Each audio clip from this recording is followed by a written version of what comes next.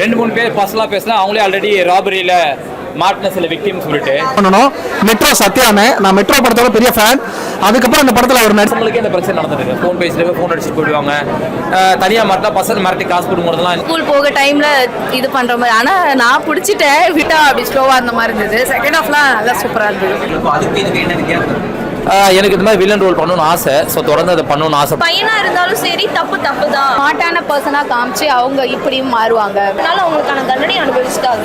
படம் பண்ணணும் ஓடிட்டே இருக்காங்களா அந்த மாதிரி சொல்லியிருக்காங்க. அஸ் படமாக பார்க்கும்போது கண்டிப்பாக ஃபேமிலியோட வந்து பார்க்கலாம். பெரியவங்க எல்லாமே அடல்ட் எல்லாமே ஃபேமிலியோட வந்து பார்க்கலாம். So no issue. சார் பார்க்க வேண்டிய படம், யங்ஸ்டர்ஸ்க்கான படம். படம் ரொம்ப நல்லா இருக்கு. பணம் மட்டும் லைஃப் கிடையாது, அதையும் தாண்டி மனுஷங்க இப்படி தான் வாழணும்னு நமக்குன்னு ஒன்று இருக்குல்ல, அதுபடி வாழணுன்ற சொல்லியிருக்காங்க. மெசேஜ் என்னன்னா, அதான் ஆடம்பர வாழ்க்கையை நம்பி வாழ்க்கையை தொலைச்சிடாதீங்க.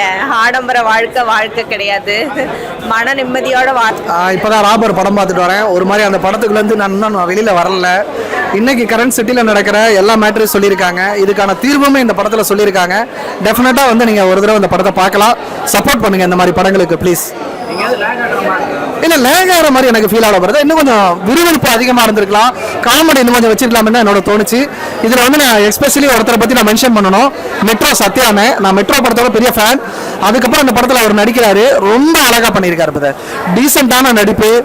தானே என்ன இந்த படத்தில் ஒரு நெகட்டிவ் ஷேப் பண்ணியிருக்காரு. நீங்கள் சான்ஸே இல்லை. அவர் இது வரைக்கும் நீங்கள் காமெடியை தானே பார்த்தீங்க. நெகட்டிவ் கேரக்டர்னா சூப்பராக பண்ணியிருக்காரு, வந்து பாருங்கள். படத்தோட மியூசிக் ரொம்ப நல்லா இருக்கு. ஒரு மாதிரி மண்டைக்குள்ள ஓடிக்கிட்டே இருக்கு. இந்த படத்தோட பேக்ரவுண்ட் மியூசிக் ரொம்ப நல்லா பண்ணியிருக்காரு. படத்தில் வந்து அதான் ஒரு மெசேஜ் தான் சொல்ல வராங்க. இன்னைக்கு சொசைட்டியில் நடக்கிற வழிப்பறியா இருக்கட்டும், ஒரு திருட்டா இருக்கட்டும், அதுக்கு யார் காரணம், இதுக்கான தீர்வு என்ன, எங்க தொடங்குது இந்த பிரச்சனை அப்படிங்கறத நீட்டா சொல்லியிருக்காங்க.